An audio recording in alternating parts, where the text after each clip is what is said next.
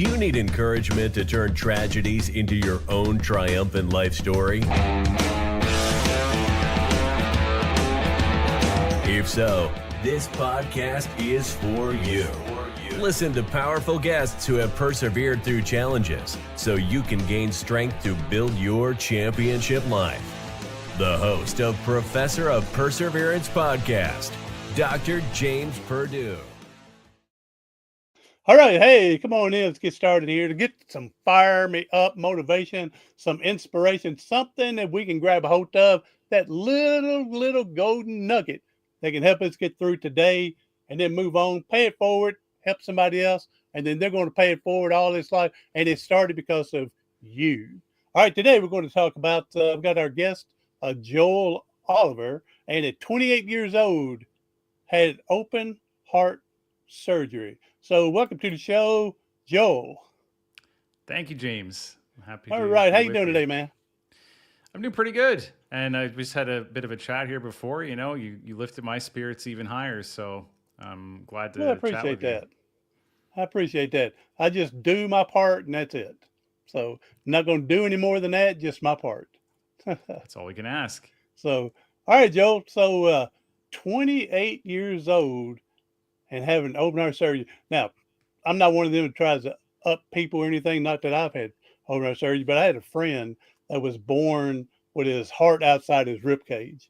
You know, it's still under the skin, and he had open heart surgery within weeks of being born, and had 6 total open heart surgery before he passed away at 32, 33, something like that.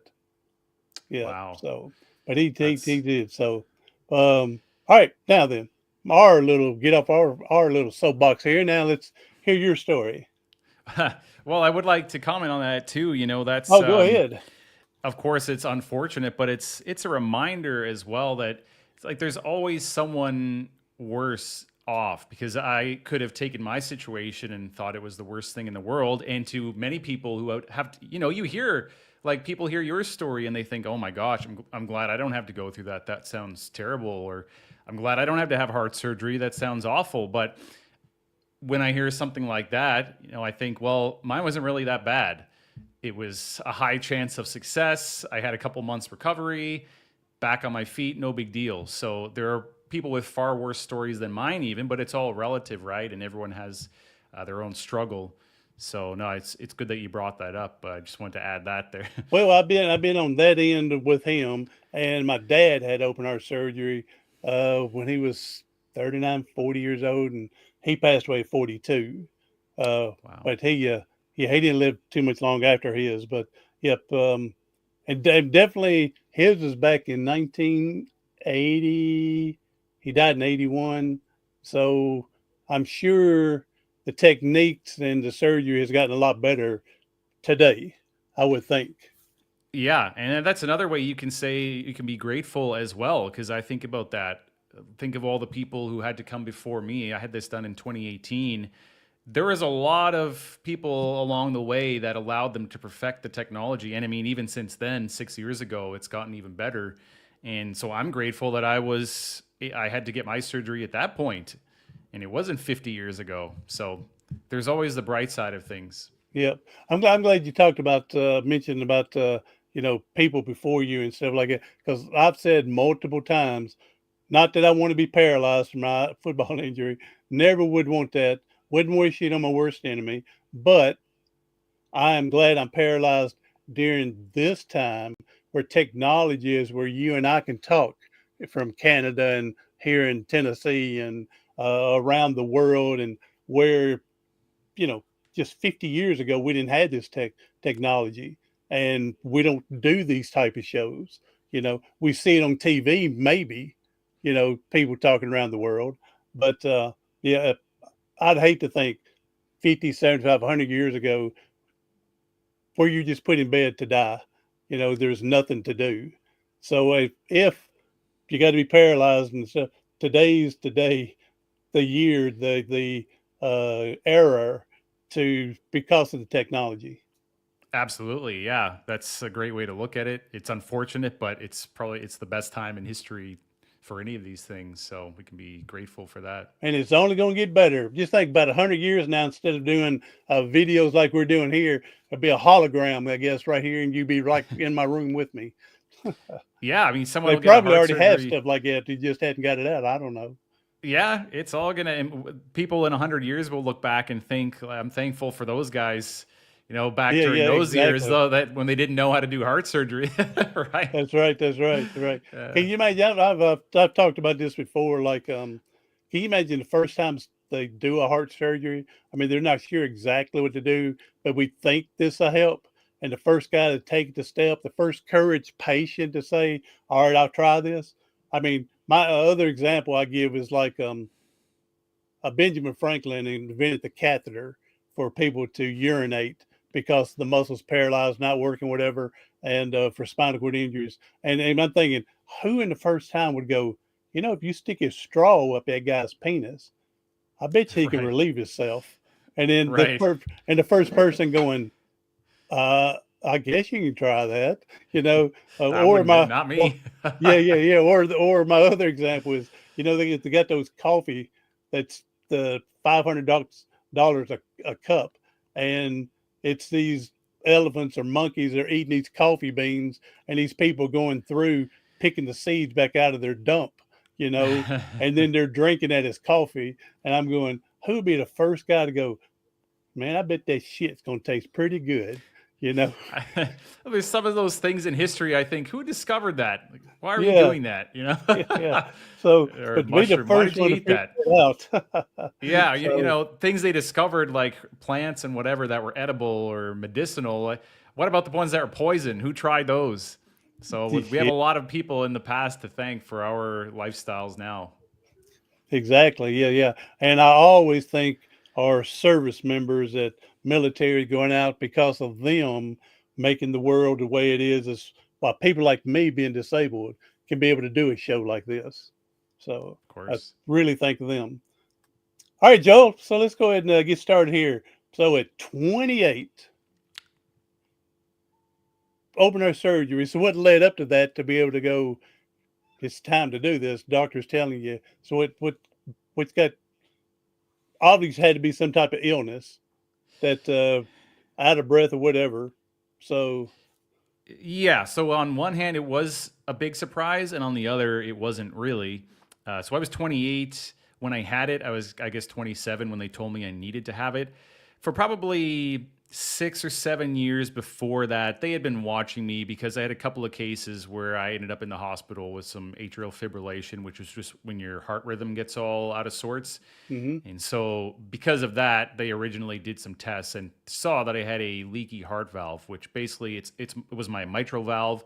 So it means when your heart is pumping, the valve isn't closing properly, and it starts to get fatigued because it's not efficiently moving the blood around your body.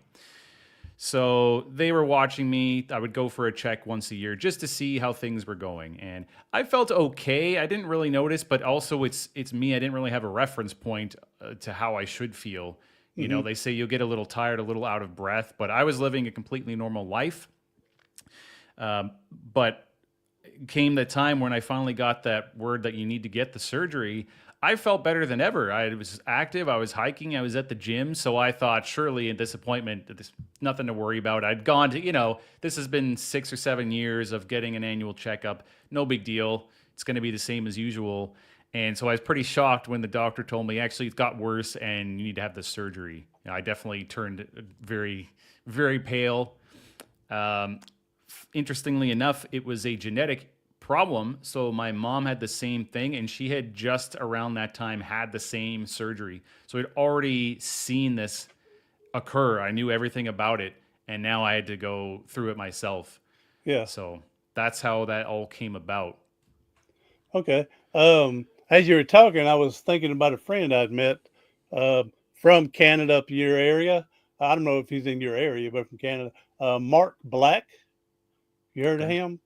Don't know him? No. Mark Black. Look him up there while you're there on your uh, um, social media. Google him. Mark Hmm. Black. He actually had heart and double lung transplant. Wow. He had, yeah, both of them removed, or all three of them. both his lungs and his heart, and been put in, and he's ran multiple triathlons, stuff like that. Marathon, I don't know Right. about a triathlon, marathons from that, and he's a big, powerful public speaker. Okay. See, So that's I love to hear those success stories. That's fascinating yeah, what they Mark can do. Black, yeah, he's in Canada. Okay. Made So a note. all right, and so you talking about the afibrillation and everything. My mom just got a pacemaker this past year with her, and Okay. so she's doing well. Um, yeah, technology is just so much advanced. Because I was worried at her age doing this pacemaker, and they said, "Oh no," said it ain't like it was, years ago when it takes 2 hours to get this thing put in. Says Mm. we're in and out and done in 45 minutes, and and nowadays, so yeah, it's definitely come along for the better. Yeah, yeah, it's fascinating. And, mine was the most invasive possible, essentially, because they wanted to have the most options. They just cut me right open and went in. But there are even ways to do that surgery where it's very minimally invasive. And just fascinating to even know that. Like they say that, your heart is essentially out of you. Like they take your heart out Yeah, and open it and do something with it and put it back. Like that doesn't, I don't like thinking about that stuff because I can't even comprehend how that is possible. Like there's yeah. no way that works. There's no way I'm coming out of this, but there's So I just like guess to the, when they take your heart out, I mean, you're hooked up to all the machines that's doing your breathing and blood pumping for you while they're working on the heart. Or is the heart?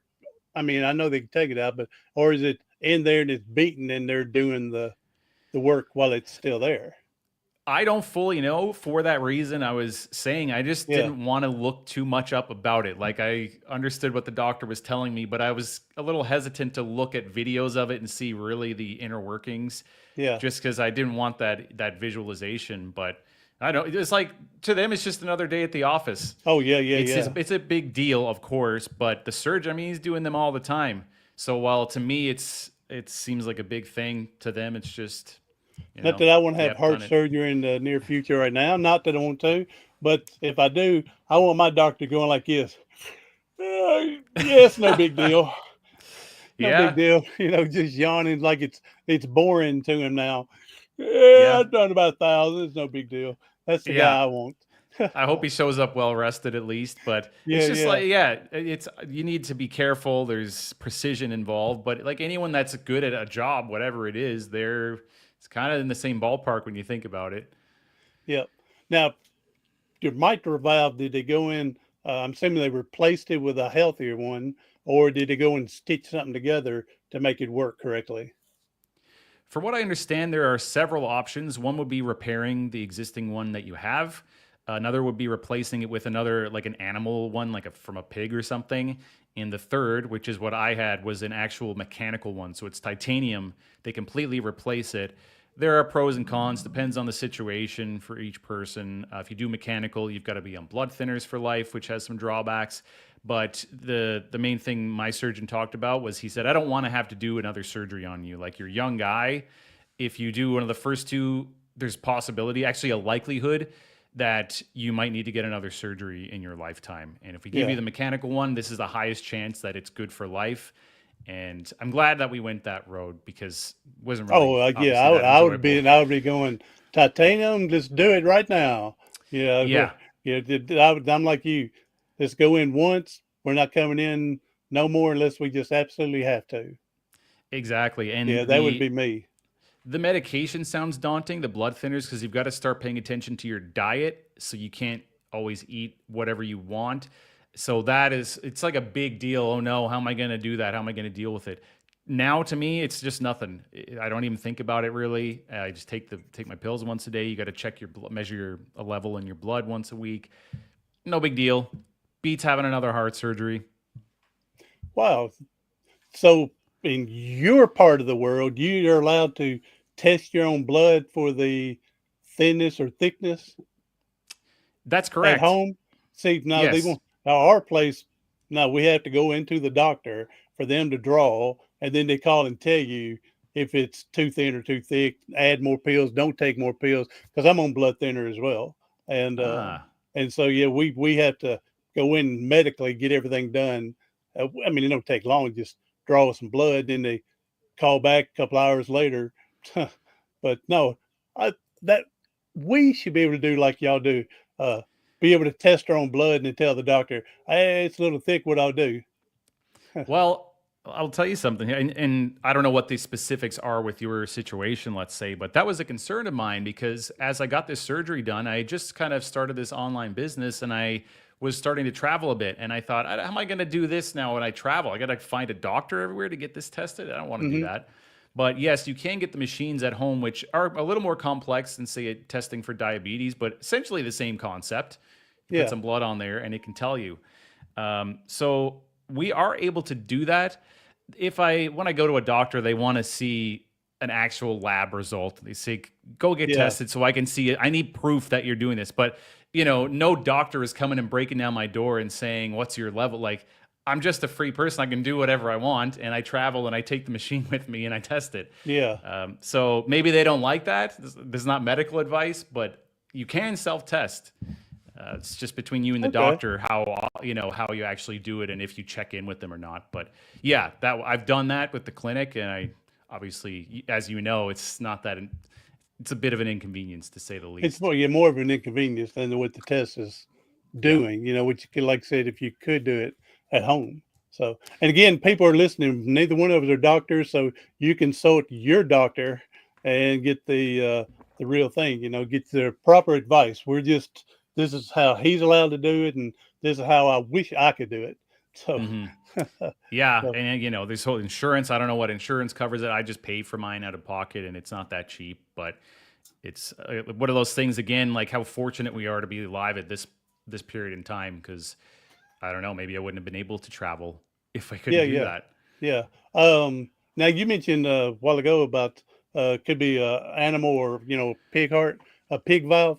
That's what my friend that died. His name was Ray, and he had pig valves put in to his. Actually, he had two of them, I guess. The Hmm. mitral valve and tricuspid valve were both replaced. With his was a pig valve back then. So Fascinating stuff that they can do that. And yeah, I check in with some stories. I still read some stories of people, and I'll respond every now and then just to help people who are going through that. And yeah, it's a common procedure as well, just to get a different animal put in your heart, and it can work. now, other medication, do you got to take something so your body's not rejecting its valve? I think so, but since that's not what I had, I don't fully know, but I believe that is the case because yeah, your body doesn't take Well, I well mean, to with have. your Oh, me? Nope. Because mine's just titanium. It doesn't. There's no issue with that. So very minimal medication aside from yeah, the with the blood thinners. pig, I think he had to take so his body wouldn't reject because it was a different, flesh and stuff. Right. So Yeah. It's kind of it's another tissue, yeah, but you don't have that problem with titanium. So I guess that's okay. one upside. Oh yeah, yeah, yeah. And again, he'd had me sold it. More than likely, we won't have to do any more if we do this one. I'm in. That's it. Yeah. So Yeah. Yeah, and actually I was on a heart surgery podcast a while back, and I got an email recently from a guy, and I love hearing this. Whatever about my story touched him. He was about to have this heart surgery, and he had to make the decision of what type of valve would get. And he asked me some questions, and I was very happy to be able to pass on some advice to him. And he ended up making that same decision as well for what you're saying here. Just yeah, I don't want to have to go through this another time. yeah, yeah, yeah. So um, now now once you recovery and everything, you're healthy as can be. Can you tell the difference between before and after? One thing that I did notice from before and after, before I would get random bouts of irregular heart rhythm, not enough to put me in the hospital, but I would notice it, and that went away afterwards. There's still some minor little things that I can notice, but uh, I, like I said before, I didn't feel that I was that out of shape or there was a big problem. So afterwards, it was hard to know like that it was different. But I know it's fixed, obviously, and I'm in the best shape of my life now. So perhaps if it had progressed further, then there would have been a clearer difference. But there's definitely that, and like I said, I'm in great health now. So That's all I actually know. I have no proof of what would have been otherwise. Hmm. Yeah, I would be. I'm the type, but I would have said, "Hold on, sir. Can y'all videotape that so I can see that later?" That I'm interested in this stuff like that. I wish when I had my surgery and my neck when it got broke, I wish I'd have asked. I'm sure they'd said no, but I wish I could have asked because you can find this stuff on YouTube now everywhere. And Right. I wished it. I would have asked back then. I had colonostomy a couple of years ago, and they used to let you watch on the monitor and everything. And I asked if I could watch, and they said, "No, we don't do that anymore." They were fed up with that. They said, "You wouldn't believe how much longer it takes us to do that when the people are watching it." Because now they're saying, "What is that? What is that? What is Oh. that? What is that?" And they said it takes us, a 40-minute procedure. It takes an hour and a half because what is that? What is that? Okay. So, That's and he said, so they don't do that. I wouldn't say this doctor doesn't do it anymore. I don't know if other doctors still do that, but hey, mhm. mine wouldn't let me watch it Well, because it's I would interesting I and would I would have gone, what's that? yeah. What's that right there? Well, as So you were saying that, I was thinking, why does all the fun have to get ruined? What was the reasoning behind that? But if that's the case, it takes so much longer. Well, I guess I can understand. But I'm surprised that you would watch. That's not, I guess, not that bad. But the heart surgery, I don't know. I don't know if I would want to always see that. It's kind interesting. of strange. When I was before I had my injury and everything, I was one of them guys that one time I got mad and put my fist through a glass windows because I was mad, and it cut my tendon in my ring finger in half. So my ring finger just laid there limp where the rest of them were straight out, and had to go in and find both ends and resurgery, uh, stitch them back together, the tendons. hmm And they're trying to hold my head back. And I go, well, I want to see that. Oh, you'll pass out. No, I want to see this. And I'm Oh, 17 years old at that time. I want to see this. And hmm they kept pushing my head away, wouldn't let me look. Wow. Well, I That, think that's a rare trait to be able to tolerate that or want to see that. I think most people wouldn't agree with you. so I am a little goofy some ways there, Joel. I am a little goofy. So, all right. So now I've encouraged you to write a book. You need to go and get, it doesn't have to be 1,000 pages, a good 150, 120 page, just before, after, again, the good, the bad, and people's got to relate. And I'm already imagining your picture could be, you're facing there, and how Superman pulls his shirt open right there, Mm. to see the big S. It ought to be like you pulling the skin open and you see part of your heart. That could work. I was thinking we were just going to show the scar, but sure, I can just rip the whole No, just go torso ahead and open. rip it open, and it doesn't have to be the whole heart, but let everybody see a piece of it. Yep. Let them enough to know that's a heart right there, and no Valentine heart. Let it look like the real deal. So, Okay. yeah, that was just thinking. Yeah, see, that would be me though. I would, because I'd want to get everybody's attention. I like that cover, and I like the idea of a book. I told you, I meant that when I said this is before the episode that I will take that to heart and perhaps do it someday. I think it's a good Yeah, idea. again, you should again your story here. Again, they say stuff's on the internet for years and years now. So 100 years from now, someone's going to accidentally come across this, and they're going to Mhm. get something out of this. So, but just think if there's a book laying around that someone can read in a library quickly, So your story, yeah, you're going to help somebody with it. So Good uh, to yeah. somebody I that's already will. been through it, and they're going to wonder, did he have the same complication of problems I had? Did he get better quicker than me? People that are unsure, like the guy that got a hold of you, to get some advice. So yeah, hmm it would definitely help people. I think it's easy to fall into a trap too, because I've done this of just thinking, you know what, I don't have anything to offer the world, or there's people out there they've said it better. What could I possibly say? But everyone is unique, and I think that's an important thing to remember. Like Yeah, there's that's always going to be that's something another thing. Like you special. said, don't think your story is the only story. Uh, there's a million other people that's had heart surgery, and stuff. But again, everybody's different in how they handle it. Everybody's different on what happened. Everybody's different on, you know, family support, no support. Hmm. So yeah, it's still a unique story. Even though, I mean, I written my book, and there's, I don't know, 5 million people with spinal cord injuries, but everybody has, your story is different than their story, even though it's a spinal cord injury. Hmm. Yeah. So Yeah, and there's going to be people that this is how the world is. They just resonate with you for whatever reason. There's going to be people who don't resonate with me and some who do. Like that example I gave where someone emailed me about the heart surgery for whatever reason, he just saw me and felt a connection with me. There's all kinds of people he could have got that advice from, but he just heard my story and we had that connection. So yeah, don't feel that there's no space in the world for you to create something or write a book or whatever it is, because it's certainly not the case. and everybody, I would uh, encourage everyone to write their own story. I mean, you don't have to write a self help book on what in life to, no, just tell your story. And again, if nothing else, it's there 40 years from now when your grandkids want to know what was grandpa doing back when he was, 28 years old.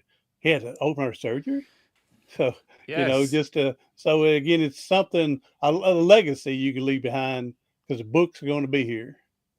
Yeah, even within your family, I think there's such a big benefit there because Yeah, my exactly. grandparents, well, a couple of my grandparents anyway, lived, into my adult years, but I still never really thought to ask them a whole lot about their lives. It was just kind of hearsay from the family, and Hmm. some of them had a few sensitive topics like about their childhood. They're fleeing war and that kind of thing. So it was kind of like, don't ask about that. But now it's lost forever. It's just gone. No one asked them about it. I don't know. There's a few stories left. It's just gone. If imagine if they had written a book or just wrote something down, or someone, I wish I had just taken that interest to try to document it or talk to them more. And once that opportunity is gone, it's gone. But if I could read a book from 3, 4 generations ago, even my grandparents, that it's just such a great idea. Thank Well, you and it again. may explain how they came out the way they are because you had a trait that was still passed down to them, you know, and from there and help them Yeah. understand things. So, yeah, I would encourage everybody to write a book. And if, again, it's just your memoir, if that's all you want, hand me down to everybody in there, again, to keep the story alive on certain things. So, yeah, I Hmm. would strongly encourage people to do that. Yeah, So, I love that. all right, Joel, now, so what's your business now? You said you were traveling and starting your business at that time. Are you still the same thing? Essentially, yeah. So once, by the time the surgery happened, I had started freelancing. I was doing podcast editing, so I help people make podcasts. But it had started to expand, and my brother was actually helping me in the business, thankfully. So we had a little bit of a team. It wasn't only me, but it was still like a business where I was at the middle of it. I was an entrepreneur, heavily involved. So the surgery was a bit of a concern. A small thought was, what happens if I don't make it out? I want my brother to still have a business, but Hmm. otherwise, it was just like, for these days following, are we okay? Can it survive without me? How do you run a business without yourself involved? So that was all good, though. I was literally working within 24 hours of waking up in my hospital bed, watching trying to relax. But yeah, we're running that company, and it's still in business today. I'm very grateful for that. It's grown. It's allowed me to have this life of freedom. Nothing too crazy, like nothing too extravagant, but just that freedom to work for myself and travel around a bit and have the lifestyle that I want. I'm very grateful for that. So yeah, that's what the business is all about. I'm a big firm believer about this technology and again the internet and everything like that. That today people don't need these 4 year degrees anymore to be able to make a good, successful life, and again have the freedom to do other things while still running these businesses. Yeah. Absolutely. There are a handful, well, more than a handful, certain things that you need proper accreditation and education for. Obviously, I would say healthcare is one. But Mhm. otherwise, there's a lot that's different. You don't need that degree from a university more and to go into all that debt. You can learn this stuff online. You can start a new business online. There are some downsides I'm not a fan of, particular things about the internet, but the positives are so huge, the opportunities that it has presented for people, and not Yeah. only in just online ways to generate income, but say Airbnb and Uber and all these things that make travel so much easier and connecting with people like you're talking about. It's just fascinating. Again, I'm so grateful that we happen to be alive right now in history. Oh yeah, yeah, definitely me again, like we said. So, all right, Joel. So, I appreciate you being here. But if there's going through your situation, I mean, you seem to be a positive guy and everything like that. If you can give one or two advice on helping someone get through this situation, what would you encourage them to do? I would say, remember, this too shall pass. And I can't give some kind of big, unique, special piece of advice. This is one that I live by. And I think it's important to remind yourself because we can forget in the moment that it seems like this big tragedy is happening or something that we're really struggling with. It's going to pass. Whatever the nature of it is, maybe it's going to take longer, maybe it'll take a shorter time, depending on you, depending on the situation. But let's say if it's a relationship ending, for example, and leaves a person heartbroken, well, in a year, you're probably going to be fine again. You most likely. So the sooner that you can work through that, the better. And just remember, like, no matter how down you're feeling, it's going to be okay. Again, the sooner you can accept what's going on, the sooner you can start healing from there. So, Yes, you worded that all right. very Hey, but eloquently. Joel, is you want to share his social media, emails, or social media for people that may want to get hold of you, maybe ask you questions about your situation? Absolutely. The easiest way is my company's website, eastcoaststudio.com. Feel free to head over there, connect with me on social media. I'm happy to chat about heart surgery or life or anything else. Sounds great. Well, I appreciate you being here today.